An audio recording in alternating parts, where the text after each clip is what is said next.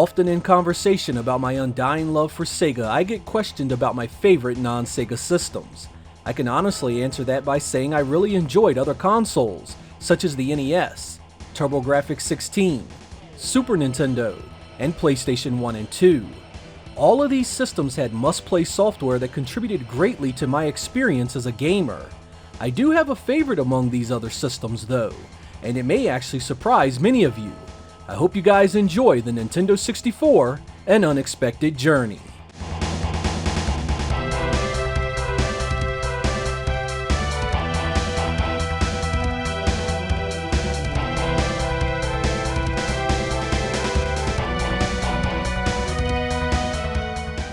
Before we begin, I'd like to take a moment to thank the guys from hdRGB.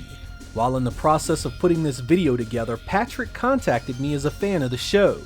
During the course of our conversation, he introduced his business of retro console mods, and we began talking about the Nintendo 64 and how I was having to capture S-video from it. He offered to send me an RGB modded Nintendo 64 so I could capture my gameplay proper, and I am grateful to say it made all the difference in the world. His work was professional, and the end result was an RGB output that looked worlds better than what I had been using. If you guys want to get your Nintendo 64 modded, head on over to their website at hdRGB.com and take a look at their services. They do mods for the Saturn, GameCube, Dreamcast, and Nintendo Entertainment System.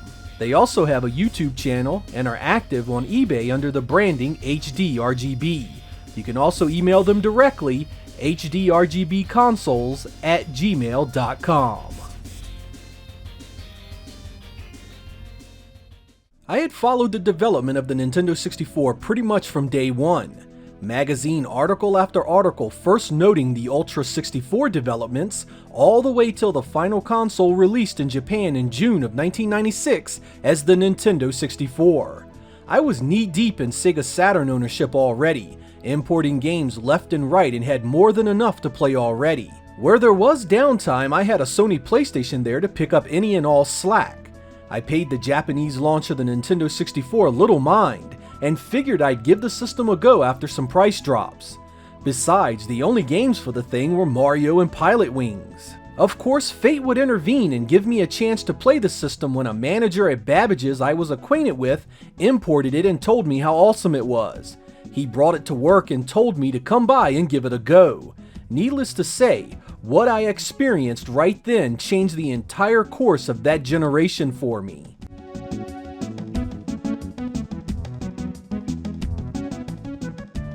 The first game I was shown was Super Mario 64. Now, I had been a big fan of the Mario games on past Nintendo platforms. I grew up with the NES games and quite enjoyed the Super Nintendo adventures as well. But what I played here was nothing short of an epiphany level event. I had no idea a game world could be this large and well connected. From the opening courtyard to the various rooms with different themes, to the hidden items and places strewn throughout, Super Mario 64 was a living, breathing world that reacted to the changes you made within it.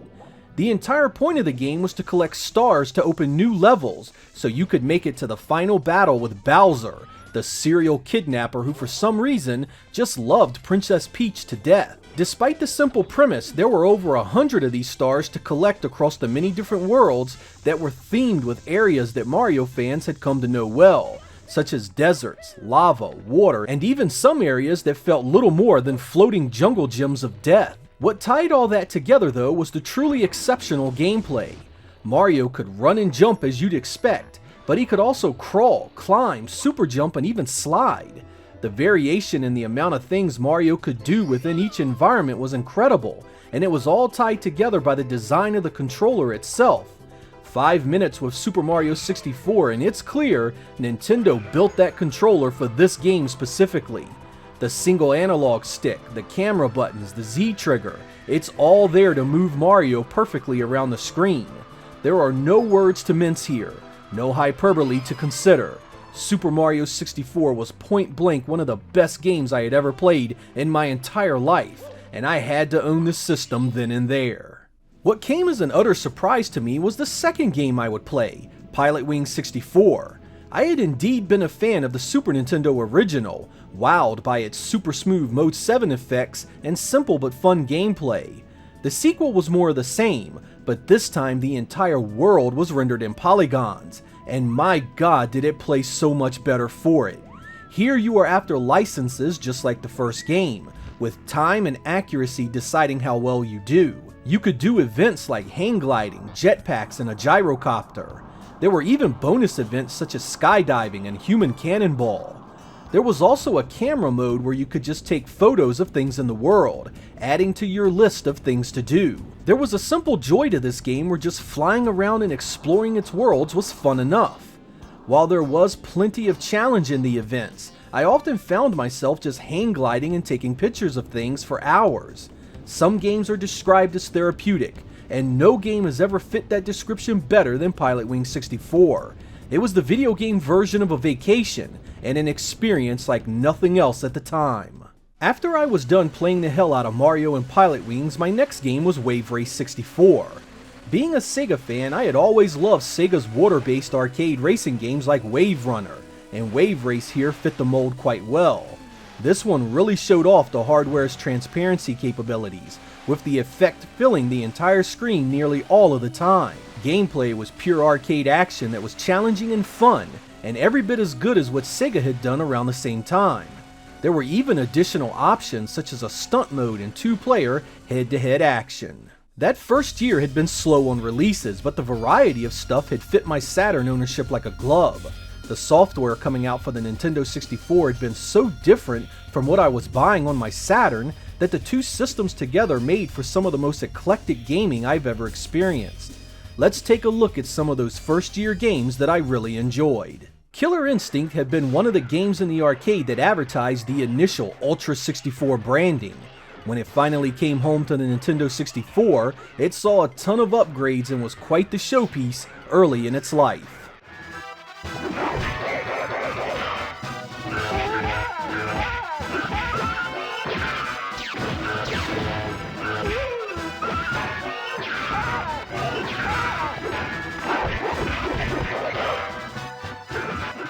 Cruis'n USA was another arcade game that used the Ultra 64 branding. This one didn't come home as close to the arcade as I would have liked, but it was still a fun racer nonetheless. It was clearly a throwback to Sega racers and the games it inspired, and its over-the-top gameplay appealed to my arcade sensibilities big time.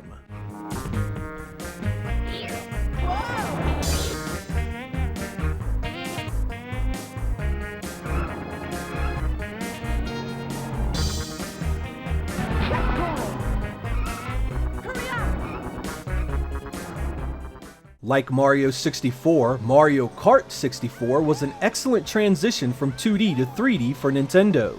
It had that immediate pick-up-and-play magic that a lot of Nintendo games had, and it used the system's controller really well. Lots of tracks, outstanding gameplay, and multiplayer from the gods. It was an early killer app during the system's first year.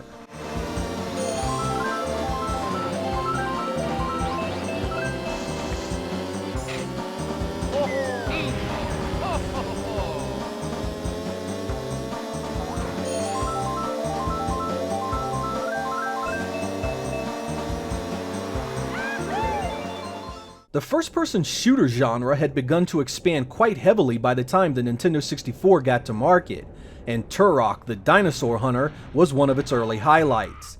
The visuals were fog-laden, but the gameplay was actually really good. It was smooth, sported incredible animation, and you just had to adore the weapon variety.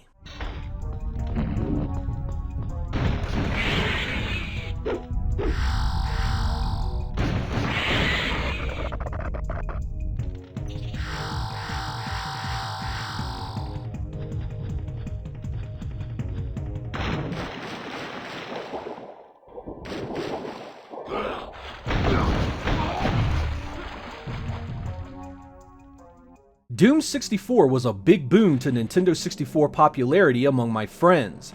We had already been exposed to multiple versions of the game by the time this came out, yet the Nintendo 64 take on the formula still impressed.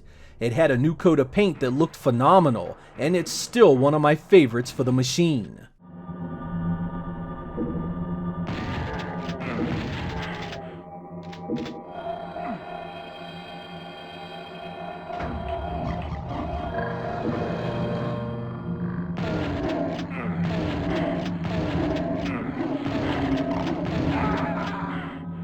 Nintendo hit yet another home run in its effort to bring Star Fox to the Nintendo 64, now with a fully textured mapped polygon engine. It's still on rails most of the time, but the addition of free fly areas just added to the appeal. It was everything the original wasn't: smooth, detailed, and considerably more playable.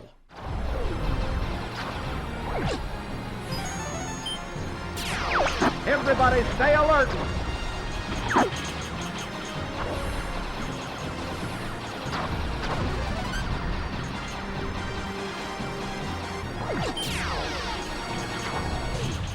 Few games for the Nintendo 64 made the impact GoldenEye 007 did. This first-person shooter had detailed missions, killer multiplayer, and weapons and gadgets that brought it all together. At the time, it was completely out of left field, mostly because licensed games typically weren't all that great, but then not too many licensed games had a company like Rare behind it. She's rough looking these days, but a classic nonetheless.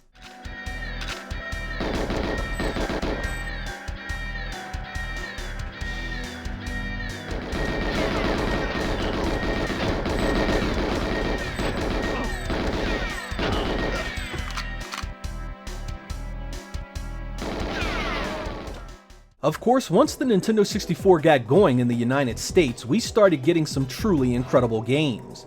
Nintendo themselves, of course, contributed a bunch of must-play experiences, but we even got a few third-party games that really shined on the platform. Let's take a look at some of my favorite later life games for the Nintendo 64.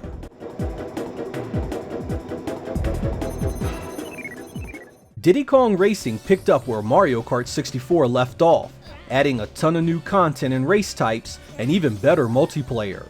It was what I imagined Mario Kart would evolve into, but it was fine as its own thing.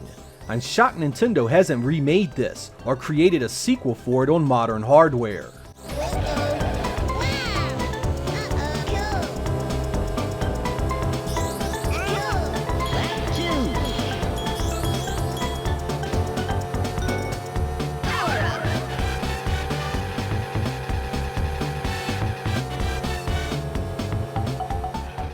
Taking a cue from Mario 64's design, Banjo-Kazooie is a 3D action platformer collectathon with loads to do and great graphics.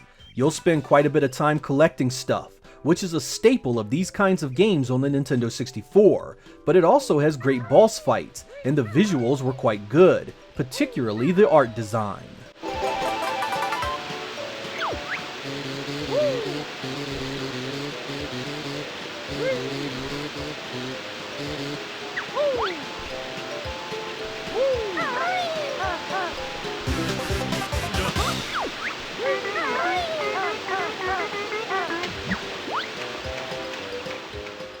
I loved F-Zero on the Super Nintendo.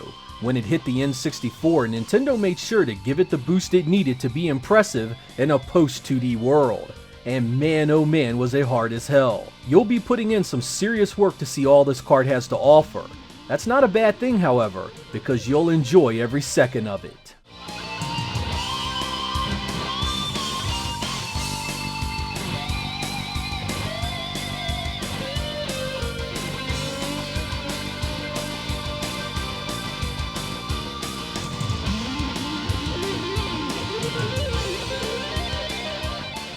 With Turok proving to be popular the first time around, Turok 2 showed up with improvements in just about every single area. It even used the new RAM expansion pack to give you higher resolutions. Better visuals, better story, and better multiplayer highlight one hell of a good sequel.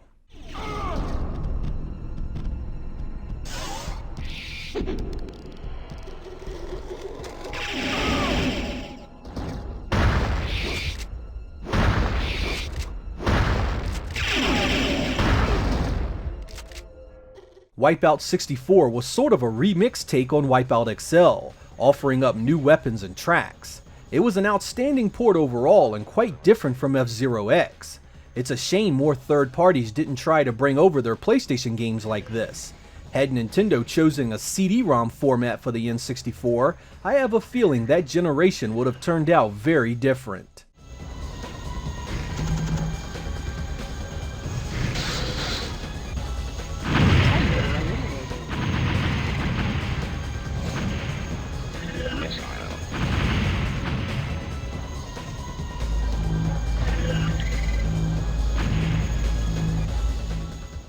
Star Wars games had been hit or miss for me back then, but Rogue Squadron was straight up awesome. You got to do cool stuff like fly classic ships from the movies, and do mission-based combat sorties against the Empire. Combined with the RAM expansion pack, it was quite the good-looking game in 1998.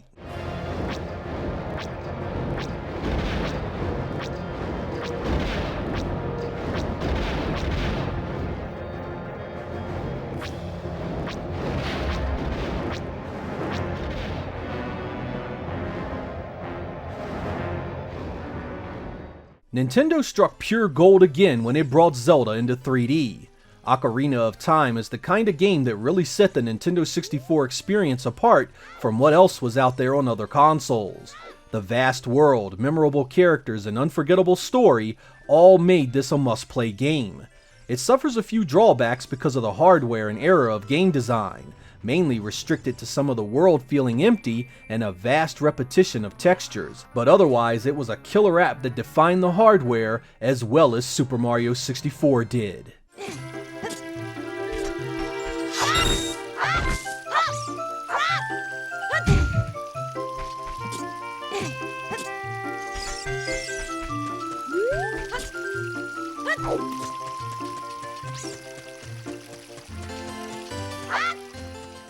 The Nintendo 64 would also be the first time we'd see a few Nintendo staples, such as Mario Golf. The Nintendo-themed sports games just oozed quality and easy-to-pick-up play mechanics. Crazy fun with killer multiplayer, it comes highly recommended.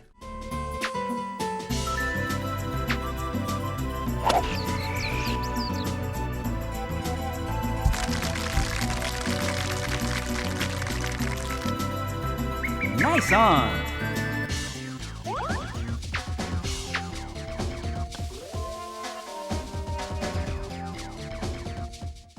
When I saw that Resident Evil 2 had come out for the Nintendo 64, all I could think of was how it had to be butchered to fit on a damn cartridge. Nope. Not only did it all translate to the cartridge surprisingly well, it even supports the RAM expansion pack for improved textures on characters and items. You got some compression side effects on the full motion video and sound, but otherwise it's a stellar adaptation of the PlayStation Classic. A word of warning for those trying to play through a Framemeister. The resolution switching is so frequent, the game is nearly impossible to play. Capturing this footage was truly challenging.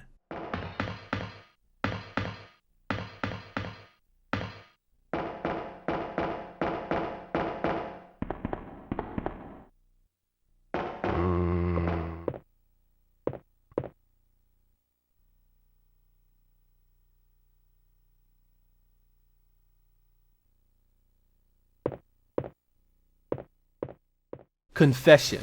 I was not a fan of Excitebike on the NES. I know, heresy, but I came around in a big way for Excitebike 64. Easy to pick up and play, fantastic visuals, and spot-on multiplayer all highlight this great motorcycle racing classic.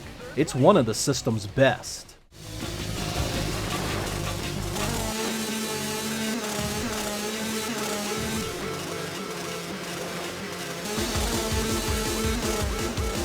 Sarah Hill is behind the leader. Jim Rivers moves up to second place. Much the same as Mario Golf, extremely playable and nearly endless multiplayer fun sum up Mario Tennis one excellent title.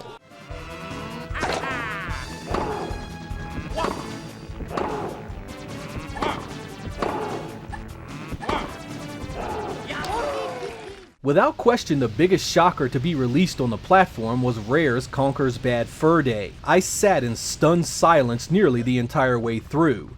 It still feels like a dream that Nintendo allowed this on their system way back then. Doesn't look too good tonight. Ooh, hang on a sec.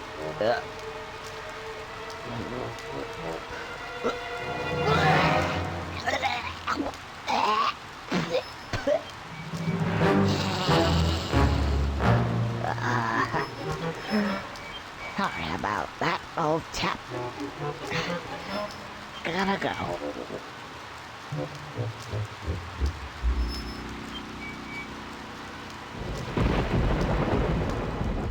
Wrestling games had always been something I enjoyed, and I jumped into the genre on the Nintendo 64 starting with the WCW games.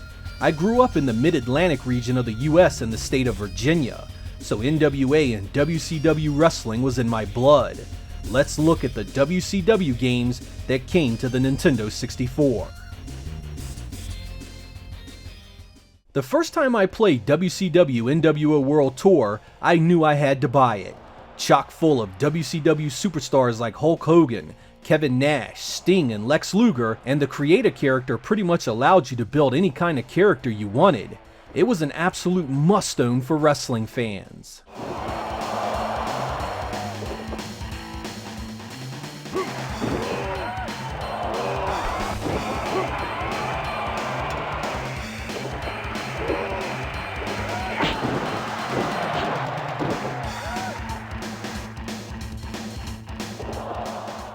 Everything I just said about World Tour goes double for WCW NWO Revenge. More choices in every single area improved this one significantly. It took an already stellar game and turned it into one of the genre's greatest. I spent hours in its Create a Wrestler feature, then hours more beating the hell out of every one of them.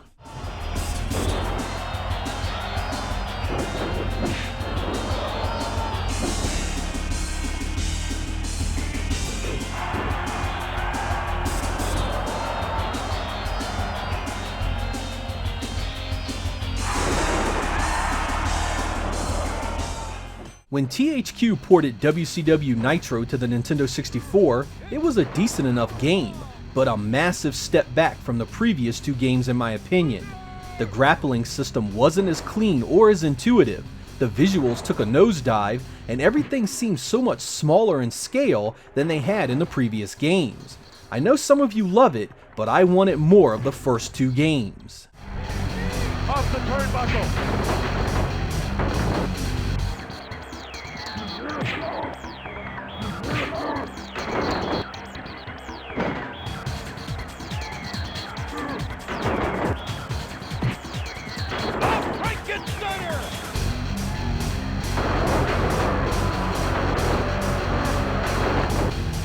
When the WCW rights switched over to Electronic Arts, they created WCW Mayhem.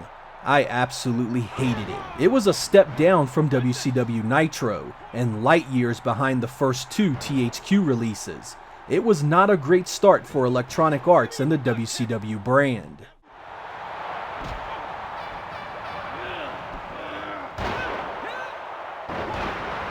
We have an elimination. Who will wind up standing at the end of this battle? DDT! What are we going to see next? Irish whip. You'd think that Electronic Arts would have learned from WCW Mayhem, but they weren't done creating bad WCW games though, ending their Nintendo 64 run with the atrocious WCW Backstage Assault. Graphics, sound, gameplay, it's all bottom of the barrel stuff here. It's my most disliked wrestling game for the platform. I mean, it's a wrestling game that has you fighting everywhere, but a damn wrestling ring. Reversal.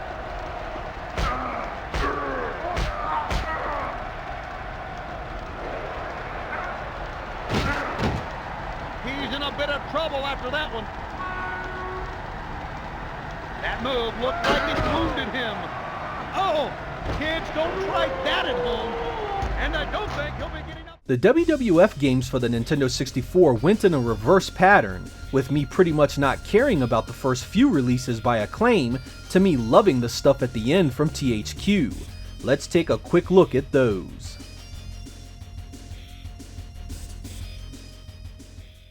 WWF Warzone showed up representing Vince McMahon's vision of professional wrestling, and while competent enough, it didn't faze my love for the THQ WCW games. It does feature a nice grappling system and some fun multiplayer. He's not getting up. His brain's on vacation. They lock horns. That's the way to do it.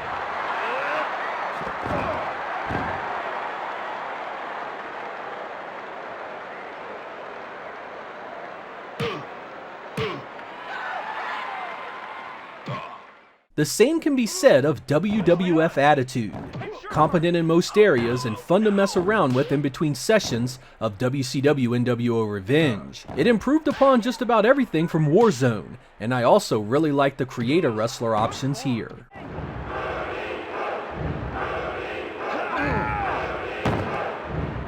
Absolutely unbelievable impact. Stone Cold turned him upside down and inside out with that one.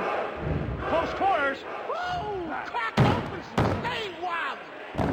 Give it up. The fans are going crazy. When THQ scored the WWF license, their first outing was the impressive WWF WrestleMania. It used the same engine that had powered their first WCW games for the Nintendo 64.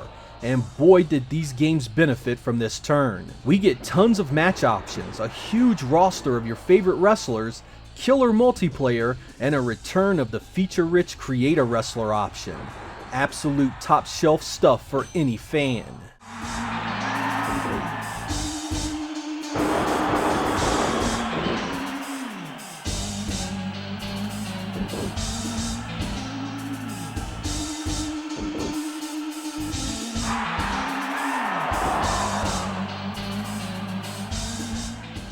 As if things weren't already good enough with the previous game, THQ came back with another big update, WWF No Mercy. More content just skyrocketed this series so far above the EA WCW efforts, it was like watching amateurs at an outlaw mud show trying to compete. These games had always benefited from the robust and easy to get into grappling system, but we finally had a game in the series that would equal that with a stunning presentation.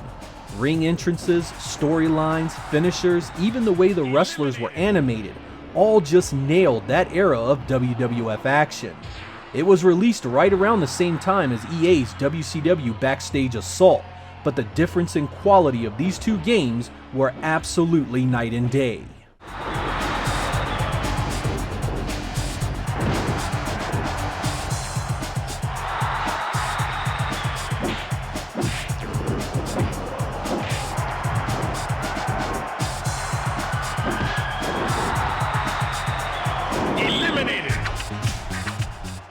I didn't dabble much into the import scene for the Nintendo 64 after that first year. It seemed more games were coming out in the US, so I was more than satisfied here. I did run across a handful of imports later in its life that are really worth looking into. The Nintendo 64 didn't have Panzer Dragoon, but it did have its own on-rail shooter called Sin and Punishment by the venerable developers at Treasure. It was only released in Japan, but thankfully has an English translation for play on emulators. She's aged a bit, and I'd love to see it get a modern reissue with a new graphics engine, but the Nintendo 64 version still plays as good as it ever did. 2D fighters did not come to the Nintendo 64 much at all, but the Japan-only Rakuga Kids was definitely an interesting one. It played similar to Capcom Fighters, had super combos, and was pretty easy to get into. The art style was quite unique and is definitely something you should play if you're a fan of the system. Hey boy! Hey boy! Hey boy! Hey boy!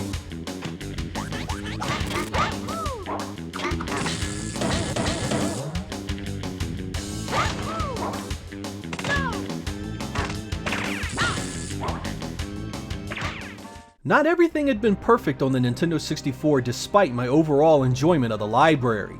Even Nintendo themselves released a few games I didn't care much for. Let's look at the games for the Nintendo 64 that really disappointed me. I was always a big fan of Castlevania. I had actually been excited for its entry into the world of 3D gameplay, but man did I dislike this one. Graphics, gameplay, everything about it was just so poor I couldn't believe it. I did enjoy some of the music, however.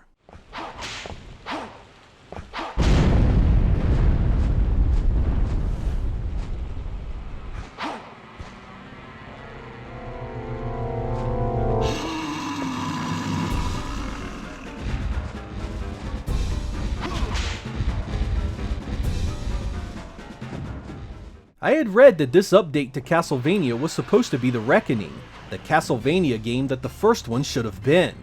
Nope, I still didn't care for this. It does look and play better for what it's worth.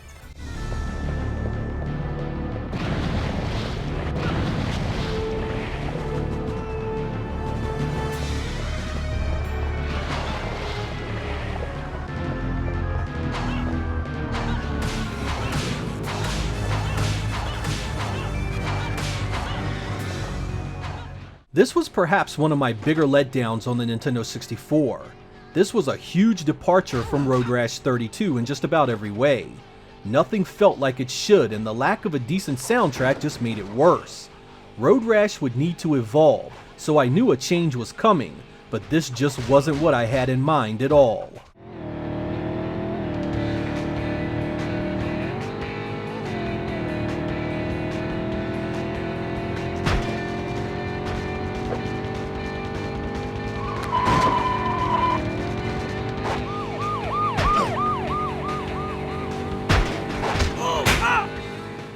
I really liked Yoshi's Island on the Super Nintendo. It's one of my favorites in fact, but Yoshi's story just didn't cut it. The visuals are weird and it just doesn't play as well as the Super Nintendo game. It wasn't awful, but it really lacked much of what had made the first outing so awesome.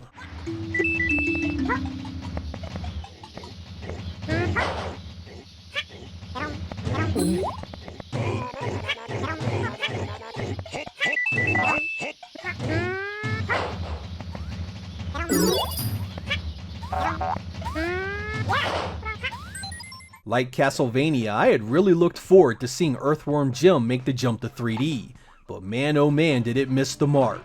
It looks okay, but just doesn't play well at all.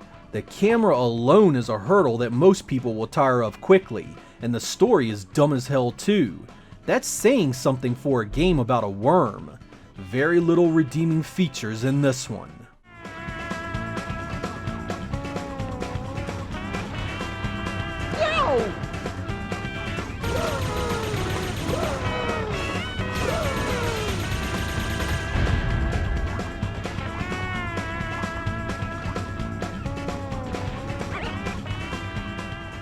Donkey Kong 64 was set to be the next big Mario 64 clone, but it just didn't make for a very good game.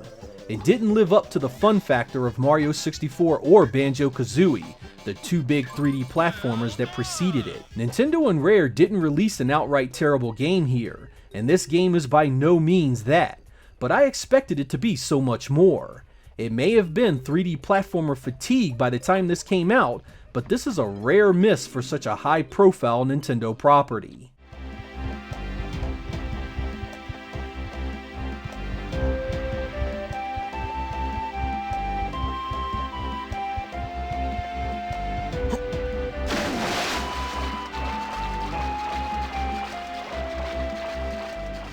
There are those out there that hate this system.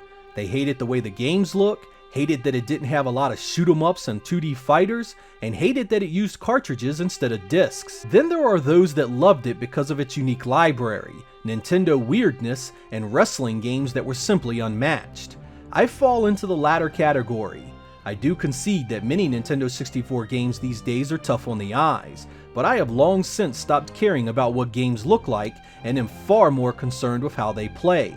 This is an area where the Nintendo 64 shined, thanks in part to its controller and Nintendo's excellent transition to using 3D polygons in its popular IPs.